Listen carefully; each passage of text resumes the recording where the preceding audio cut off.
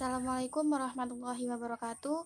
Kami dari kelompok 10 yang terdiri dari Nadifa, Sofiana Azizah, Nisrina Nurhafizah, dan Baitin Nurul Azizah akan membuat video tentang makalah kami dari mata kuliah pendidikan lingkungan, yaitu tentang pentingnya keanekaragaman makhluk hidup dalam pelestarian lingkungan. Assalamualaikum warahmatullahi wabarakatuh.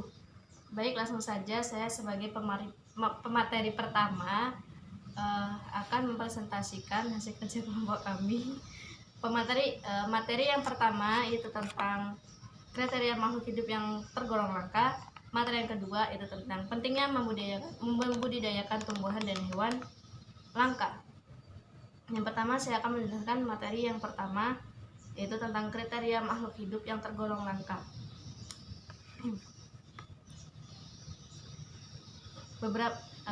Saya akan menjelaskan sedikit tentang hewan-hewan langka. Lanjut ya, materi pertama itu tentang kriteria makhluk hidup yang tergolong langka. Di sini dijelaskan sedikit ya tentang hewan langka. Hewan langka itu terdapat beberapa spesies, yaitu lumba-lumba vaklinta, itu spesies ikan yang sangat langka yang ditemukan pada tahun 1958. Ada juga spesies di darat, yaitu spesies badak Jawa, badak Sumatera, harimau Sumatera, dan lain-lain. Itu sangat langka ya, jadi sangat dijaga dalam marga satwa di alam. Dan kalau buat tumbuhan langka itu ada bunga bangkai raksasa, terus ada bunga rafflesia yang sangat jarang ditemukan dan sangat langka sekali dan sangat dijaga oleh marga satwa. Nah, itu beberapa contoh dari makhluk hidup yang langka itu, tumbuhan dan hewan. Kalau manusia sendiri ada, itu manusia kanibal, mungkin sering terdengar tapi jarang ditemukan. Kanibal itu memakan sesama spesiesnya sendiri, sesama jenisnya sendiri. Jadi kayak manusia makan manusia, hewan makan hewan, seperti itu. Tapi di sini ya semoga nggak ada lah kanibal kayak gitu. Nah, itu contoh ya. Jadi manusia ada, tumbuhan hewan juga ada. Itu buat kriteria makhluk hidup yang langka. Jadi langka itu sifatnya jarang ditemukan, hampir punah, sangat dijaga oleh marga satwa, dan dilindungi oleh suaka alam. Itu ya, itu buat materi pertama tentang kriteria makhluk hidup yang langka. Baik, next. Tadi pembahasan materi pertama, sekarang materi kedua itu tentang pentingnya membudidayakan tumbuhan dan hewan langka. Yang pertama itu ada bencana alam. Bencana alam itu dapat mengakibatkan kepunahan makhluk hidup karena makhluk hidup tidak dapat mempertahankan hidupnya atau beradaptasi di lingkungan yang sudah terkena bencana alam. Dua, faktor manusia, yaitu yang pertama pembunuhan hutan, gunung, dan bukit menyebabkan bencana alam seperti banjir dan erosi.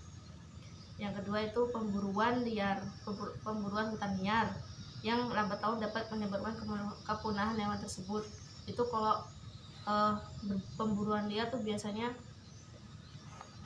sangat merusak sekali ya bagi kehidupan makhluk hidup di luar sana, karena jarang diketahui tapi bisa menyebabkan kepunahan.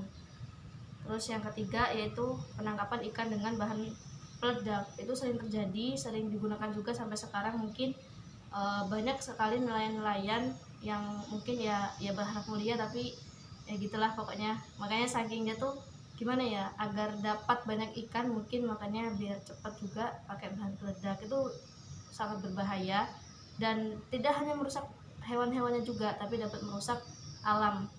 Jadi karang-karang, batu karang, rumput laut itu juga ikut rusak karena kan bahan peledak itu kan sangat berbahaya. Terus yang keempat tuh pengikisan plasma nutfah disebabkan oleh tergesernya bibit-bibit tanaman tradisional oleh bibit unggul hasil penelitian. Pengikisan tuh kayak terkikis gitu, terkupas. Terus di sini ada tabel, tadi sudah jelaskan di materi pertama, tumbuhan dan hewan yang langka yang dilindungi Indonesia. Saya jelaskan sedikit lagi. Ada burung beo, komodo, kambing hutan, dan itu daerahnya dari rata-rata dari Sumatera semua rata-rata di sini. Dan sedikit materi lagi yang kedua, yaitu tentang tumbuhan yang dilindungi oleh pemerintah Indonesia, yaitu bunga bangkai tadi yang saya jelaskan, Rafflesia dan cendana. Cendana itu tumbuhan yang manusia itu memanfaatkan kayu astiri yang dihasilkan oleh tumbuhan cendana tersebut. Minyak sama kayunya sangat bermanfaat sekali, jadi sekarang sudah sangat langka tapi tetap dilindungi oleh pemerintah Indonesia. Alhamdulillah masih ada dijaga.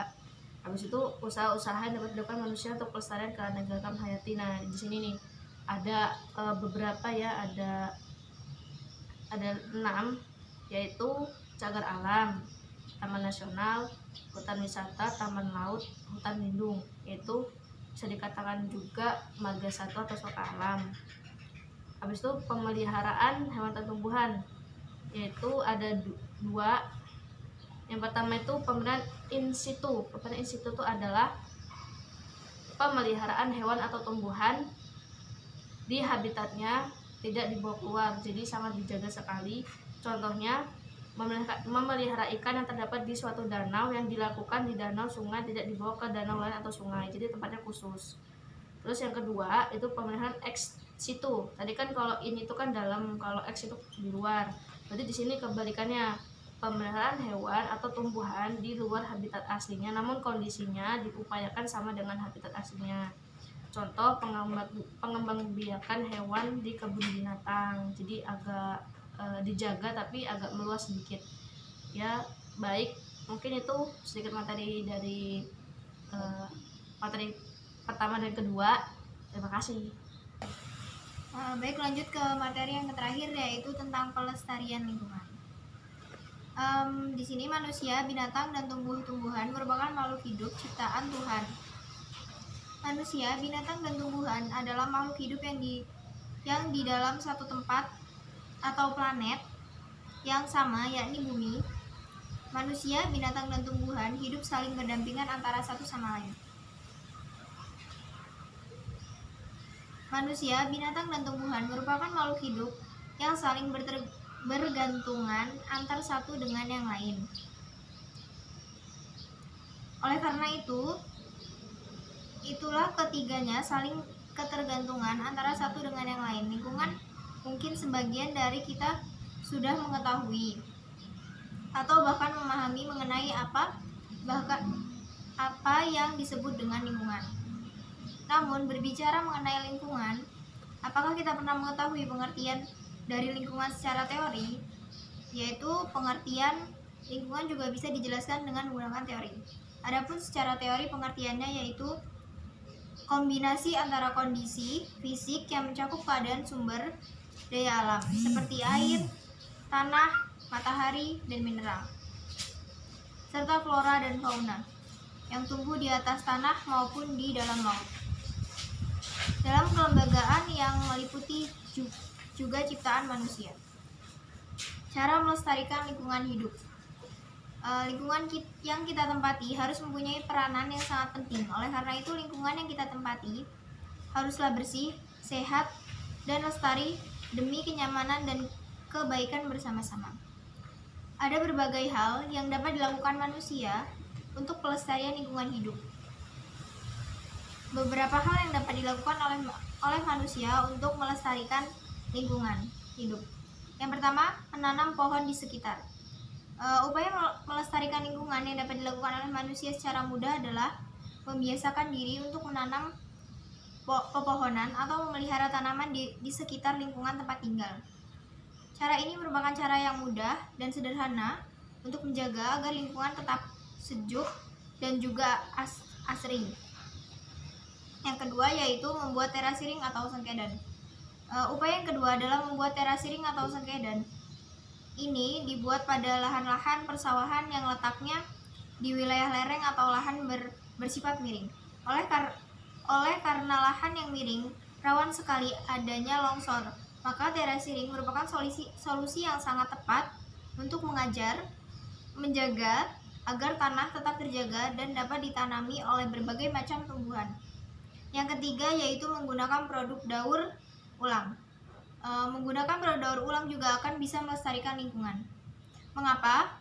Karena dengan menggunakan produk daur ulang, maka secara otomatis kita akan bisa mengurangi sampah yang ada di sekitar kita.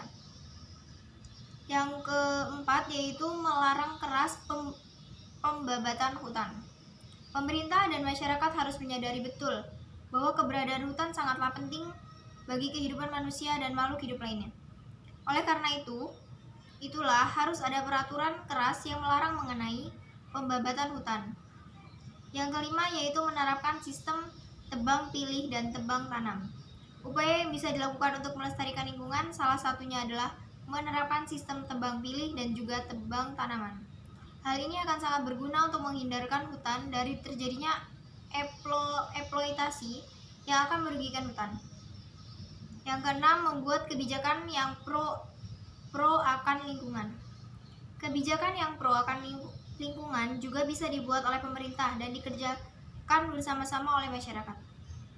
Apabila masyarakat secara kolektif melakukan kebijakan yang pro lingkungan, maka tujuan untuk memperoleh lingkungan yang asri ini tidak hanya menjadi wacana belaka.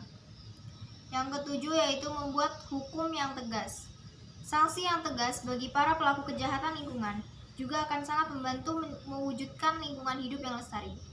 Yang kedelapan yaitu reklamasi pantai. Reklamasi pantai merupakan salah satu upaya yang dapat dilakukan untuk melestarikan lingkungan, khususnya adalah lingkungan pantai. Karena lingkungan pantai juga merupakan salah satu lingkungan yang penting untuk selalu dijaga dan diolah dengan baik. Yang kesembilan, membuat cagar alam dan juga suaka marga satwa, yaitu tempat melindungi tumbuh-tumbuhan dan juga binatang langka, merupakan salah satu hal yang sangat penting. Oleh karena itulah, pembangunan hutan, cagar alam, dan suaka marga satwa menjadi hal yang sangat penting demi terciptanya kelestarian lingkungan seperti yang diharapkan bersama. Yang ke-10 yaitu rehabilitas lahan dan pengaturan tata guna lahan. Rehabilitas lahan dan pengaturan tata guna lahan juga merupakan salah satu upaya melestarikan lingkungan. Mengingat lahan juga merupakan salah satu hal yang sangat penting bagi manusia, binatang, dan tumbuhan. Yang ke-11, menjaga daerah-daerah resapan air. Daerah-daerah resapan air perlu dijaga agar lingkungan mempunyai cukup air, karena air merupakan hal yang sangat penting. Yang ke-12, rotasi tanaman dan pemeliharaan taman kota. Rotasi tanaman yang pemeliharaan taman kota perlu dilakukan agar nantinya lingkungan di sekitar daerah industri atau daerah padat polusi bisa terkurangi oleh karena ada tanaman-tanaman di sekitar mereka. Sekian. Materi yang dapat saya sampaikan. Jika ada salah kata saya mohon maaf. Kepada Allah saya mohon ampun. Saya akhiri. Wassalamualaikum warahmatullahi wabarakatuh. Sekian video dari kelompok kami, kurang lebihnya mohon maaf. Wassalamualaikum warahmatullahi wabarakatuh.